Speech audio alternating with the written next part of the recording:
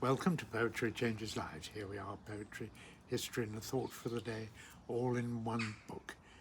PoetryChangesLives.com is the website where you can read all about it and sign up for a daily email with this reading and other information as well, or completely free, of course, or you can learn how to buy the book, or you can just go into a bookshop and buy it if you wish. But it makes a nice present, I always think, and well worth giving yourself a dose of poetry every day. I think does me a lot of good to fill my mind with good stuff. Here's today's reading. On this day, 1936, the very interesting American psychiatrist Morgan Scott Peck was born. He's the man who wrote that wonderful book, The Road Less Traveled, which addresses and helps other people address their really position in life and to reconsider such fundamental issues as what they feel about things, how their attitude to things, how they connect their thoughts to their feelings and their behavior. And he has very original take on a number of fundamental attributes, such as love, for example. He defines not as a feeling, but as a course of action taken out of a desire to help others and the will to extend oneself for the purpose of nurturing one's own and another's spiritual growth. Very well worth reading that book, actually. It's helped a lot of people change their lives for the better.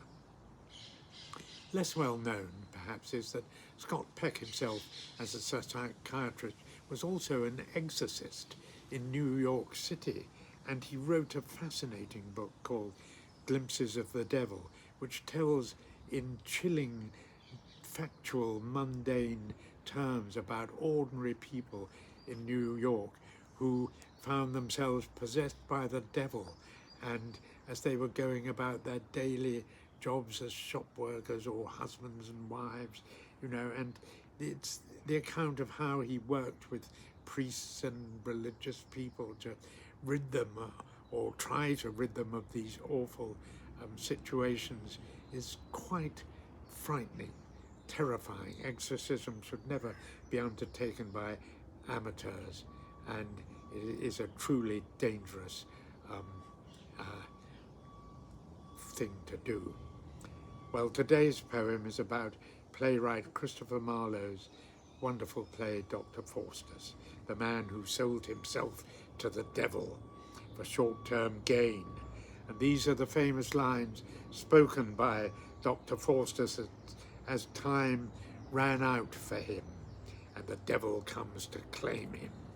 Of course, he spent several years having pleasures of anything he desired, but the day of reckoning was always about to come, and here it is about to hit him.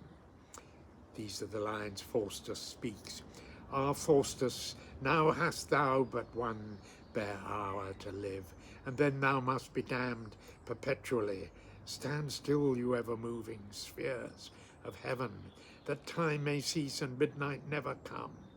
Fair nature's eye, rise, rise again, and make perpetual day, or let this hour be but a year, a month, a week, a natural day, that Faustus may repent and save his soul. O lente, lente, curate, noctis equi. The stars move still, time runs, the clock will strike, the devil will come and Faustus must be damned.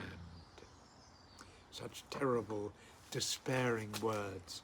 It's a brilliant play by a brilliant writer, Christopher Marlowe. Today I ask to make the right choices between short-term gain and long-term benefit.